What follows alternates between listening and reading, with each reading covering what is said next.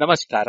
ಇದು ಜಾಣ ಸುದ್ದಿ, ವಿಜ್ಞಾನ ವಿಚಾರ ವಿಸ್ಮಯಗಳ ಧ್ವನಿ ಪತ್ರಿಕೆ. ದಿನ ದಿನವೂ ವಿಜ್ಞಾನ.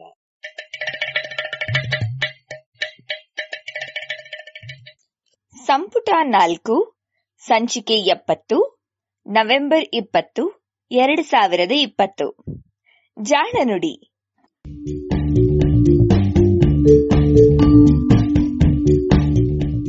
ನೆರವು Pragati trust, Kolar.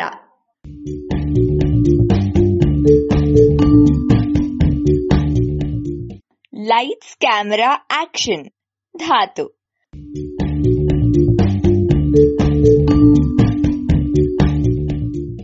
Lights camera action ಹೀಗೆ ಯಾರಾದ್ರೂ ಕೂಗಿದ್ರೆ ಕೂಡ್ಲೇ ಅದು ಸಿನಿಮಾದ ಚಿತ್ರೀಕರಣ ಅಂತ ಅರ್ಥವಾಗ್ಬಿಡುತ್ತೆ. ಇಂಗ್ಲಿಷ್ನಲ್ಲಿ ಈ ನುಡಿಗಟ್ಟು ಶೋಕಿ ಪ್ರಪಂಚದ ರೂಪಕವಾಗಿ ಬಳಕೆಯಾಗತ್ತೆ. ಲೈಟ್, ಸೌಂಡ್, ಕ್ಯಾಮೆರಾ ಎಂದ್ರೆ ಅದು ಯಾವುದೋ ಶೋಕಿಗೆ ಸಂಬಂಧಿಸಿದ್ದು ಅಥವಾ ಕೇವಲ ಪ್ರಚಾರದ ವಸ್ತು ಎಂದೇ ಆಗತ್ತೆ. ಇವತ್ತು ನಮ್ಮ ಜಾಣ ನುಡಿಯ ವಸ್ತುವಾದ ಧಾತುವು ಹೆಚ್ಚು ಕಡಿಮೆ ಶೋಕಿಲಾಲನೆ. ಬಹುತೇಕ ಜನರಿಗೆ ಇದೊಂದು ಉಪಯೋಗ ಇಲ್ಲದ ಧಾತು ಎಂದು ಅನಿಸುವಷ್ಟು ಇದರ ಬಳಕೆ ವಿಶಿಷ್ಟವಾಗಿದೆ. ಇದುವೇ ಲ್ಯಾಂಥನಮ್. ಲ್ಯಾಂಥಾನಮ್ ಒಂದು ಲೋಹ. ಎಲ್ಲ ಲೋಹಗಳಂತೆ ತುಸು ಬೂದು ಬಣ್ಣದ ಧಾತು. ಪುಡಿ ರೂಪದಲ್ಲಿ ಇರುತ್ತೆ. ಬಹಳ ಸುಲಭವಾಗಿ ಉರಿದು ಹೋಗುತ್ತೆ. ಧಾತು ಪಟ್ಟಿಯಲ್ಲಿ ಇದರದ್ದು 57ನೇ ಸ್ಥಾನ. ಆದರೆ ಈ ಸ್ಥಾನವು ಒಂದು ವಿಶಿಷ್ಟ ಸ್ಥಾನವೇ. ನವೀನ ಧಾತು ಪಟ್ಟಿಯಲ್ಲಿ ಇದೊಂದೇ ಸ್ಥಾನದಲ್ಲಿ ಇನ್ನೂ 14 ಧಾತುಗಳನ್ನ ಸೇರಿಸಿಬಿಟ್ಟಿದ್ದಾರೆ. ಈ ಎಲ್ಲಾ ಧಾತುಗಳನ್ನ ಲ್ಯಾಂಥಾನಮ್ಮಿನ ಗುಂಪಿನ ಸದಸ್ಯರು ಎಂದೇ ಗುರುತಿಸ್ತಾರೆ. ಧಾತು ಪಟ್ಟಿಯಲ್ಲಿ ಈ 14 ಧಾತುಗಳಿಗೆ ಪ್ರತ್ಯೇಕ ಸ್ಥಾನವೇ ಇಲ್ಲ. ಇದರ ಮುಖಂಡನೇ ಲ್ಯಾಂಥಾನಮ್. ಇದು ಸ್ಕ್ಯಾಂಡಿಯಂ ಮತ್ತು ಇಟ್ರಿಯಂ ಗುಂಪಿಗೆ ಸೇರಿದಂತಹ ಧಾತು. ಇದರ ಅಕ್ಕಪಕ್ಕದಲ್ಲಿ ಬೇರಿಯಂ ಮತ್ತು ಹಾಫ್ನಿಯಂ ಎನ್ನುವ ಧಾತುಗಳಿದೆ. ಇದು ಕೂಡ ಒಂದು ಟ್ರಾನ್ಸಿಷನ್ ಗುಂಪಿನ ಸದಸ್ಯ. ಆದರೆ ತನ್ನದೇ ಗೂಡಿನಲ್ಲಿ ಇನ್ನೂ 14 ಲೋಹಗಳನ್ನ ಸೇರಿಸಿಕೊಂಡಿರುವ ಎರಡೇ ಧಾತುಗಳಲ್ಲಿ ಒಂದು. ಹೀಗೆ ತನ್ನದೇ ಗೂಡಿನಲ್ಲಿ ಇನ್ನೂ 14 ಜೊತೆಗಾರರಿರುವ ಮತ್ತೊಂದು ಧಾತು ಆಕ್ಟಿನಿಯಂ. ಇವೆರಡೂ ಗುಂಪುಗಳನ್ನ ವಿಶಿಷ್ಟ ಗುಂಪುಗಳು ಅಂತ ಹೇಳಲಾಗುತ್ತೆ. ಹೀಗೆ ಒಂದೇ ಜಾಗದಲ್ಲಿ ಇವೆಲ್ಲ ಇರೋದಕ್ಕೆ ಇವುಗಳಲ್ಲಿರುವ ಎಲೆಕ್ಟ್ರಾನ್ಗಳೇ ಕಾರಣ ಇರಬಹುದು. ಲ್ಯಾಂಥಾನಮ್ಮಿನ ಪರಮಾಣು ಸಂಖ್ಯೆ 57. ಅಂದ್ರೆ ಅದರಲ್ಲಿ ಒಟ್ಟು 57 ಎಲೆಕ್ಟ್ರಾನ್ಗಳು ಇವೆ ಅಂದಷ್ಟೆ. ಅಷ್ಟೇ ಸಂಖ್ಯೆಯ ಪ್ರೋಟಾನ್ಗಳು ಇದರ ಪರಮಾಣು ಕೇಂದ್ರದಲ್ಲಿ ಇದೆ. ಈ ಕೇಂದ್ರದ ಸುತ್ತಲೂ ಎಲೆಕ್ಟ್ರಾನ್ಗಳು ಹರಡಿಕೊಂಡಿವೆ ಎನ್ನುವುದು ವಿಜ್ಞಾನಿಗಳ ಅಂಬೋಣ. ಸಾಮಾನ್ಯವಾಗಿ ಪರಮಾಣುಗಳಲ್ಲಿರುವ ಎಲೆಕ್ಟ್ರಾನ್ಗಳು ಎಲ್ಲವೂ ಕೇಂದ್ರದಿಂದ ಬೇರೆ ಬೇರೆ ದೂರದಲ್ಲಿ ಹರಡಿಕೊಂಡಿರುತ್ತೆ. ನಿರ್ದಿಷ್ಟ ದೂರದಲ್ಲಿ ಇಷ್ಟು ಎಲೆಕ್ಟ್ರಾನ್ಗಳು ಇವೆ ಎನ್ನುವುದು ಕೂಡ ಎಲೆಕ್ಟ್ರಾನ್ಗಳ ಗುಣವೇ. ಕೇಂದ್ರಕ್ಕೆ ಬಹಳ ಹತ್ತಿರದಲ್ಲಿ ಕೇವಲ 2. ಅದರಿಂದ ಇನ್ನಷ್ಟು ದೂರ ಹೋದರೆ ಇನ್ನು 8. ಅಲ್ಲಿಂದ ಇನ್ನು ದೂರಕ್ಕೆ ಹೋದರೆ ಒಟ್ಟು 14 ಎಲೆಕ್ಟ್ರಾನ್ಗಳು ಇರುತ್ತವೆ. ಇವುಗಳು ಹರಡಿಕೊಂಡಿರುವ ದೂರವಷ್ಟೇ ಅಲ್ಲ, ಅಲ್ಲಿ ಅವು ಯಾವ ರೀತಿಯಲ್ಲಿ ಚಲಿಸುತ್ತವೆ ಎನ್ನುವುದು ಸಹ ವಿಶೇಷವೇ.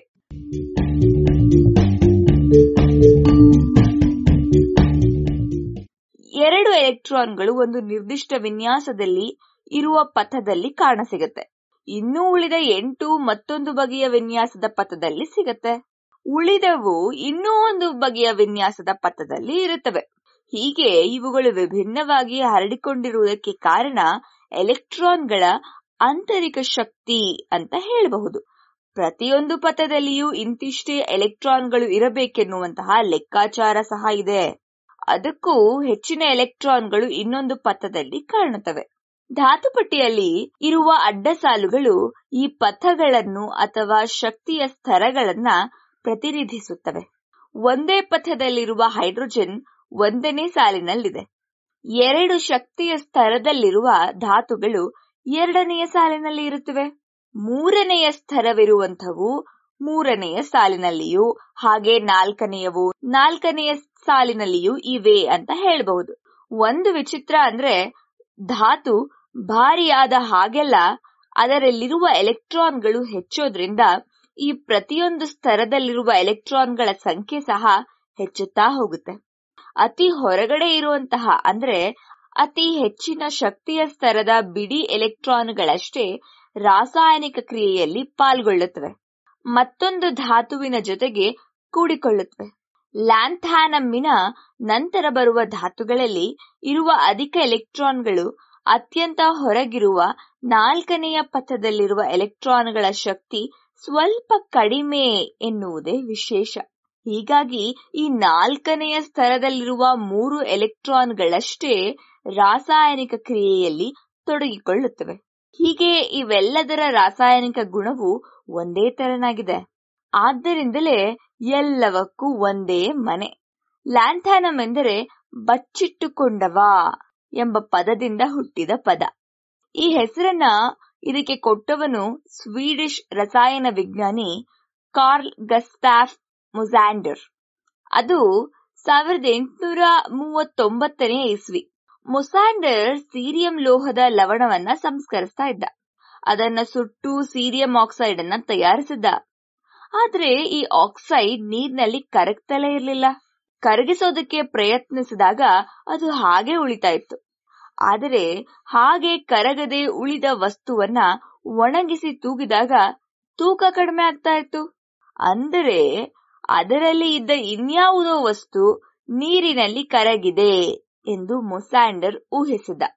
ಈ ವಸ್ತು ಸೀರಿಯಮ್ಮಿನಂತಹುದೇ ಲೋಹದ ಲವಣವಿರಬಹುದು, ಆದರೆ ಸೀರಿಯಮ್ಮಿನ ಲವಣದೊಳಗೆ ಬಚ್ಚಿಟ್ಟುಕೊಂಡಿದೆ ಎಂದು ಅದಕ್ಕೆ ಲ್ಯಾಂಥಾನಮ್ ಎಂದು ಹೆಸರಿಸಿದ.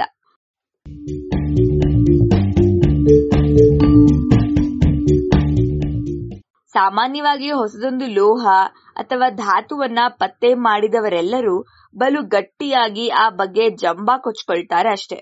ಆದರೆ ಲ್ಯಾಂಥಾನಮ್ ಅನ್ನ ಗುರುತಿಸಿದ ಮೇಲೂ ಮೊಸಾಂಡರ್ ಆ ಬಗ್ಗೆ ಖಚಿತವಾಗಿ ಮಾತಾಡಲು ಸಿದ್ಧನೇ ಇರಲಿಲ್ಲ. ಆದರೆ ಅದೇ ವರ್ಷ ಮತ್ತೊಬ್ಬ ವಿಜ್ಞಾನಿ, ಅದರಲ್ಲೂ ಒಬ್ಬ ವಿದ್ಯಾರ್ಥಿ, ನಾರ್ವೆಯಲ್ಲಿ ದೊರಕಿದ ಶಿಲೆಯೊಂದರಿಂದ ಇದೇ ವಸ್ತು ಇದೆ ಎಂದು ಹೇಳಿದಾಗ ಈತ ತನ್ನ ಮೌನವನ್ನ ಮುರಿದ. ಕೇವಲ ಲ್ಯಾಂಥಾನಮ್ಮನಷ್ಟೇ ಅಲ್ಲ, ಇನ್ನೂ ಒಂದು ಹೊಸ ಲೋಹವನ್ನ ಗುರುತಿಸಿದೆ, ಅದರ ಹೆಸರು ಡೈಡೈಮಿಯಂ ಎಂದು ಹೇಳ್ಕೊಂಡ.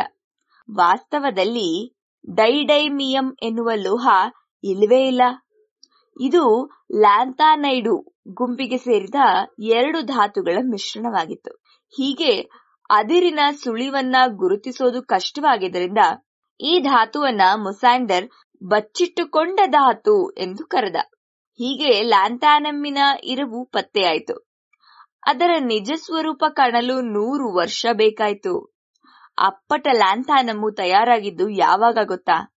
1932ರಲ್ಲಿ.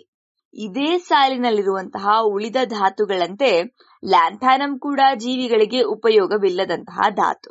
ನಮ್ಮ ದೇಹದಲ್ಲಿಯೂ ಸಹ ಇದು ಲವಲೇಶವೂ ಇಲ್ಲ. ಆದರೆ ಇದರ ಬಳಕೆ ಮಾತ್ರ ಕಡಿಮೆ ಏನೂ ಆಗಿಲ್ಲ.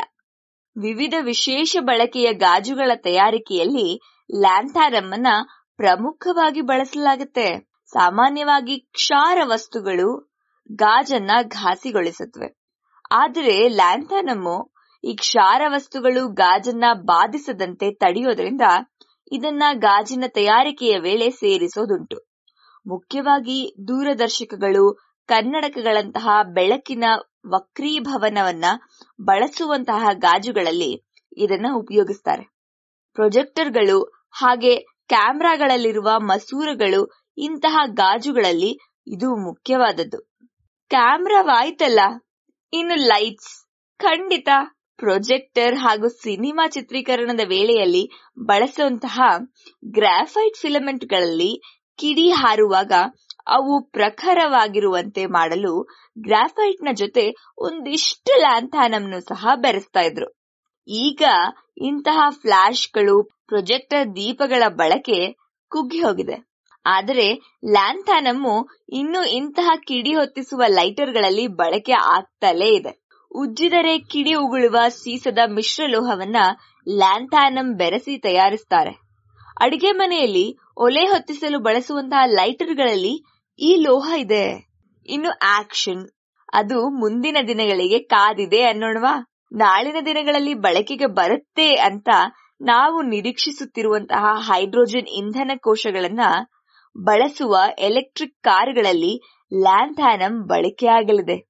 ಈ ಇಂಧನ ಕೋಶಗಳಲ್ಲಿ ವಿದ್ಯುತ್ತನ್ನ ಉತ್ಪಾದಿಸುವ ಧ್ರುವಗಳಲ್ಲಿ ಒಂದಕ್ಕೆ ಲ್ಯಾಂಥಾನಮ್ ಅನ್ನ ಬಳಸಲಾಗ್ತಾ ಇದೆ. ಹಾಗೆ ಹೈಡ್ರೋಜನ್ ಅನ್ನ ಕೂಡಿಡುವ ಟ್ಯಾಂಕು ಅಥವಾ ಡಬ್ಬಿಯ ಒಳಮೈಯಲ್ಲಿ ಲ್ಯಾಂಥಾನಮ್ ಅನ್ನ ಲೇಪಿಸಲಾಗುತ್ತೆ. ಏಕೆಂದ್ರೆ ಇದು ಹೈಡ್ರೋಜನ್ ಡಬ್ಬಿಯ ಮೈಯನ್ನ ಕೊರೆಯದಂತೆ ಕಾಪಾಡುತ್ತೆ. ಹಾಗೆ ಲಿಥಿಯಂ ಅಥವಾ ನಿಕೆಲ್ ಬಳಸಿ ತಯಾರಿಸುವಂತಹ ಲೋಹದ ಹೈಡ್ರೈಡ್ ಬ್ಯಾಟರಿಗಳ ವಿದ್ಯುತ್ ಧ್ರುವಗಳಲ್ಲಿಯೂ ಇದು ಬಳಕೆಯಾಗಲಿದೆ. ಹೀಗೆ ಇದು ಲೈಟ್, ಕ್ಯಾಮೆರಾ, ಆಕ್ಷನ್ ಎನ್ನುವಂತಹ ಲೋಹ. ಸ್ವತಃ ಯಾವ ಜೀವಕ್ಕೂ ಉಪಯುಕ್ತವಿಲ್ಲದಿದ್ದರೂ ಮಾನವನ ಶೋಕಿಗೆ ಬಳಕೆಯಾಗುವಂತಹ ವಸ್ತು.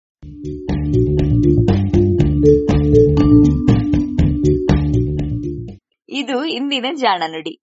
ರಚನೆ ಕೊಳ್ಳೇಗಾಲ ಶರ್ಮಾ. ಜಾಣ ಧ್ವನಿ ನವ್ಯ ಎನ್.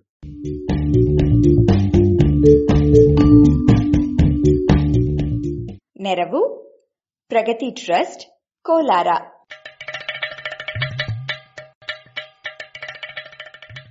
ಜಾಣ ಸುದ್ದಿ ಕುರಿತ ಸಲಹೆ, ಸಂದೇಹಗಳು, ಪ್ರಶ್ನೆಗಳು ಇದ್ದಲ್ಲಿ ನೇರವಾಗಿ 9886640328 ಈ ನಂಬರಿಗೆ ಕರೆ ಮಾಡಿ, ಇಲ್ಲವೇ ವಾಟ್ಸಪ್ ಮಾಡಿ.